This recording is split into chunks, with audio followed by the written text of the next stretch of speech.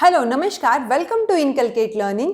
Last video में हमने सर्व शिक्षा अभियान के बारे में बात की थी, SSA, जो कि 2001 में जो है आया था। अब उस अभियान की सक्सेस के बाद जो है सरकार ने रमसा लेके आई, क्योंकि सर्व शिक्षा अभियान 6 से 14 साल के बच्चों के लिए था, या हम बोले कि 8th क्लास के बच्चों तक के लिए जो फैसिलिटीज़ हैं, एजुकेशन है, इम्प्रूवमेंट है, उनसे रिलेटेड बात की थी।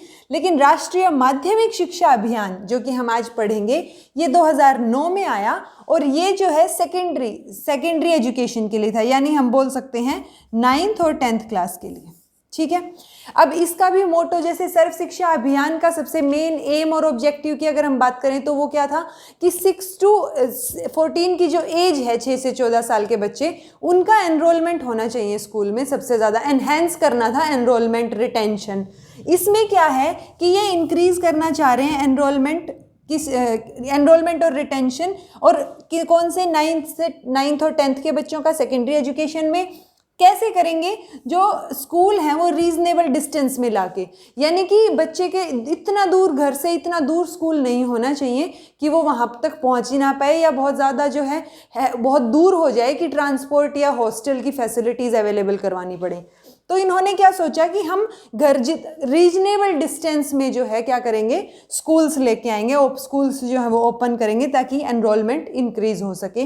दूसरा, इन्होंने क्वालिटी एजुकेशन, क्योंकि जब भी हम एजुकेशन से रिलेटेड कोई स्कीम पढ़ते हैं तो वहाँ क्वालिटी एजुकेशन हमेशा ही एक पॉइंट होता है। अगर इंक्रीज्ड एनरोलमेंट की बात करें तो 52.26% जो है वो 2005 और 6 में एनरोलमेंट रेशियो था, एनरोलमेंट परसेंटेज। 5 साल के बाद ये एम कर रहे हैं कि 75% होना चाहिए ये, यानी कि ये 52 से लेके 75 तक का जो है इंक्रीज चाह रहे हैं एनरोलमेंट में। तो ये क्या है, इसका मेन एम और ऑब्जेक्टिव में सबसे पहले आता है।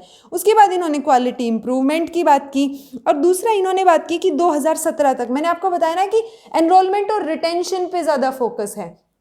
सर्व शिक्षा अभियान में भी एक्सेस पे था सबसे पहले कि आप उनको अवेलेबल करवाएं, जो एजुकेशन है वो बच्चों तक पहुंचनी चाहिए, वो उनका फंडामेंटल राइट है। तो यहाँ पे जो है ये क्या चाह रहे हैं कि 2017 तक, ये 2009 में आया था और 2017 तक ये चाह रहे हैं कि यूनिवर्सल एक्सेस हो जाए जब हम सेकेंडरी एजुकेशन या 9th और 10th की बात करें, और 2020 तक जो है वो यूनिवर्सल रिटेंशन हो जाए, यानी कि जो बच्चे जा रहे हैं वो रिटेन करें उस स्कूल में, ड्रॉप आउट ना करें और एजुकेशन जो है वो बीच में ना छोड़ें। ये था इनका। नेक्स्ट था कि जेंडर डिस्पैरिटीज, सोशियो इकोनॉमिक और डिसेबिलिटी बैरियर्स, यानी कि जेंडर के बेसिस पे जो इनइक्वालिटी दिखती है, हमें बाइजनेस दिखती है, सोशियो इकोनॉमिक स्टेटस के बेसिस पे या कास्ट के बेसिस पे जो दिखती है, और डिसेबिलिटी बैरियर्स, डिसेबल्ड के प्रति जो एक अलग तरह का बिहेव होता है, जो डिस्पैरिटी होती है वो। तो ये 3 चीज़ों के ऊपर इन्होंने फोकस किया कि ये जो है रिमूव करनी है जब इस अभियान के अंडर जो है। तो ये सारे के सारे थे इसके ऑब्जेक्टिव्स और एम्स और ऑब्जेक्टिव्स। दूसरा, इसकी इम्प्लीमेंटिंग एजेंसी कौन सी होगी, ये सेंट्रली स्पॉन्सर्ड स्कीम है। सेंट्रली स्पॉन्सर्ड स्कीम में जब हम बात करते हैं, और अगर बाय डिफ़ॉल्ट हम मान के चले सेंट्रली स्पॉन्सर्ड स्कीम बोलने के बाद, तो वो फाइनेंशिंग रेशियो हो गया 75:25, यानी 75 और 25 का नॉर्मल स्टेट्स के लिए, और जो हिमालयन स्टेट्स हैं या फिर नॉर्थ ईस्टर्न स्टेट्स हैं उनके लिए 90-10, यानी 90% जो है एक्सपेंसेस सेंट्रल गवर्नमेंट देगी और 10% कौन पे करेगा, स्टेट, और ये बाकी बचे हुए स्टेट्स के लिए होता है। और ये यूनियन टेरिटरीज विद लेजिस्लेटिव जो हैं वो भी इसके अंदर ही आ जाती हैं। इम्प्लीमेंटिंग एजेंसी कौन होगी, स्टेट के लेवल पे होगी इम्प्लीमेंटेशन, और जो स्टेट जो है इम्प्लीमेंटिंग सोसाइटीज़ होंगी वो इम्प्लीमेंट करेंगी। अब जो ये 75% एक्सपेंसेस जो रिलीज कर रही है सेंट्रल गवर्नमेंट, ये डायरेक्ट किसके पास आएंगे, स्टेट इम्प्लीमेंटिंग सोसाइटीज़ के पास आएंगे, ताकि वो जो है इम्प्लीमेंट कर सकें जो स्कीम इन्होंने बनाई है। उसके बाद अगर हम जब भी रमसा की बात करें तो हमें 3 पॉइंट हमेशा ध्यान में रखने चाहिए। एक है फिजिकल फैसिलिटीज़ जो ये प्रोवाइड करते हैं रमसा के अंदर, दूसरा जो है वो है क्वालिटी इंटरवेंशंस जो ये प्रोवाइड करते हैं, और तीसरा है इक्विटी इंटरवेंशंस। तो ये 3 पॉइंट की 3 हेडिंग बोल सकते हैं हम, या ये 3 तरह की फैसिलिटीज़ जो हैं वो रमसा के अंडर बात की गई हैं। पहला आता है फिजिकल फैसिलिटीज़, जिसमें आते हैं कि एडिशनल क्लासरूम होने चाहिए। फिजिकल फैसिलिटीज़ जब हम बात करते हैं तो वो मोस्टली जो है वो इंफ्रास्ट्रक्चर लेवल पे बात होती है। तो एडिशनल क्लासरूम होने चाहिए, लेबोरेटरीज होनी चाहिए, लाइब्रेरीज, आर्ट और क्राफ्ट के रूम होने चाहिए, टॉयलेट ब्लॉक जो है वो अलग से होना चाहिए। ये नहीं है कि पूरे स्कूल में जो है वो 1 या 2 टॉयलेट हैं, टॉयलेट ब्लॉक होना चाहिए कंप्लीट। ड्रिंकिंग वाटर के प्रोविजंस जो हैं वो बहुत बढ़िया होने चाहिए। और जो रिमोट एरियाज में स्कूल्स हैं या जहाँ पे जो है व्हीकल या ट्रांसपोर्ट या पब्लिक ट्रांसपोर्ट की अगर हम बात करें तो वो इतना जो है फ्रिक्वेंट नहीं है, अप्रोच एक बोल देता है ना कि ये तो बहुत ही अलग सा पड़ जाता है, अलग रोड पे है। तो वो जो रिमोट एरियाज हैं अगर वहाँ पे स्कूल है तो वहाँ पे रेजिडेंशियल हॉस्टल्स होने चाहिए टीचर्स के लिए, ताकि टीचर वहाँ पे 24/7 रह सके। ये थे फिजिकल फैसिलिटीज़। जब हम क्वालिटी इंटरवेंशन की बात करते हैं तो इसमें क्वालिटी एनहेंसमेंट की बात हो जाती है। यहाँ पे इंटरवेंशन यानी कि वो किस चीज़ में काम करेंगे, मतलब उनकी दखल अंदाजी किस चीज़ में होगी। तो क्वालिटी की जब हम बात करते हैं तो सबसे पहले तो एडिशनल टीचर्स की अपॉइंटमेंट होनी चाहिए ताकि प्यूपल टीचर रेशियो जो है वो 30:1 आ सके। ठीक है, उसके बाद है फोकस करना है हमें क्वालिटी बढ़ाने के लिए साइंस, मैथ्स और इंग्लिश पे जो है फोकस करने की बात इन्होंने की थी। ऑब्वियस है कि इन सर्विस ट्रेनिंग जो है टीचर्स की वो बहुत उम्दा लेवल की होनी चाहिए, ताकि टीचर ट्रेनिंग बढ़िया होगी तभी वो बच्चे को बढ़िया तरीके से जो है एजुकेशन दे पाएंगे। साइंस लेबोरेटरीज जो है इंक्रीज होनी चाहिए, बननी होनी चाहिए एक्स्ट्रा। और दूसरा है ICT एनेबल्ड एजुकेशन, यानी कि जो डिजिटल एजुकेशन है या फिर हम बात करें ओपन सिस्टम जो है लर्निंग का, वो भी कुछ हद तक इन्वॉल्व होनी चाहिए चीज़ें इसमें। जैसे हम आजकल स्मार्ट क्लासेस की बात कर देते हैं तो कंप्यूटर से रिलेटेड जो है टेक्नोलॉजी जो है वो इन्वॉल्व होनी चाहिए क्वालिटी को एनहेंस करने के लिए। करिकुलम रिफॉर्म्स जो हैं वो ज़रूरी हैं, अगर हम क्वालिटी एनहेंसमेंट की बात कर रहे हैं तो वो किए जाने चाहिए। और टीचर ट्रेनिंग रिफॉर्म्स जो है वो भी होनी चाहिए, क्योंकि टीचर की ट्रेनिंग अच्छी होगी तभी वो अच्छी तरह से पढ़ा पाएगा, अच्छी तरह से शिक्षा दे पाएगा।